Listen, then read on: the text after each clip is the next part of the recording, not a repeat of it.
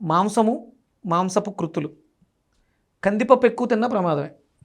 అందుకనే నేను మీకు ముందు ఎపిసోడ్లో చెప్పా, మాఘమాసం ఆదివారాలు వచ్చినప్పుడు పెద్దవాళ్ళందరూ కూడా అటుకులు తినేవారని. ఎందుకంటే తేలిగ్గా జీర్ణం అవుతే పోషక విలువలు అధికంగా ఉంటాయి. అంటే సూర్యుడికి సంబంధించినంత వరకు జీర్ణక్రియకు అనుకూలమైనటువంటి వస్తువులు మాత్రమే తినాలి. తినే సూర్యుడి అవి కాకుండా తిన్నవి సూర్య అపచారాల కింద వెళ్ళి ఆరోగ్యం పాడవుతుంది. ఆరోగ్యాన్ని ఇచ్చేది భాస్కరుడే. సూర్యుడి గురించి తెలుసుకోకుండా మీ ఆరోగ్యాన్ని మీరు కాపాడుకోలేరు ఎవరు కూడా. మీకు ఇప్పుడు మెడికల్ టెర్మినాలజీలో విటమిన్ డి ఎక్కడి నుంచి పుష్కలంగా వస్తుందని చెప్తున్నారు డాక్టర్లు. సూర్యుడి నుంచి వస్తుంది. అంటే ఆరోగ్యం భాస్కరాది ఇచ్చేది. విటమిన్ డి లేకుండా మీ బాడీలో ఏ విటమిన్స్ పనిచేయవు కదా. అందుకని సన్ ఫాలోవర్స్ సూర్యుడిని అనుసంధానం చేసుకోండి, సూర్యుడిని అనుసరించండి.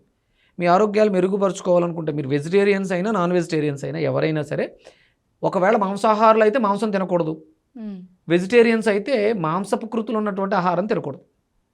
కందిపప్పు, మినపప్పు, పెసరపప్పు, పల్లీలు ఇవన్నీ కూడా మాంసకృతులు అధికంగా ఉంటాయి. ఇవేవి కూడా ఆదివారం తినకూడదు. ఎందుకు అంటే ఆ రోజు సిస్టమ్ కొంచెం సెపరేట్గా ఉంటుంది, డిఫరెంట్గా ఉంటుంది.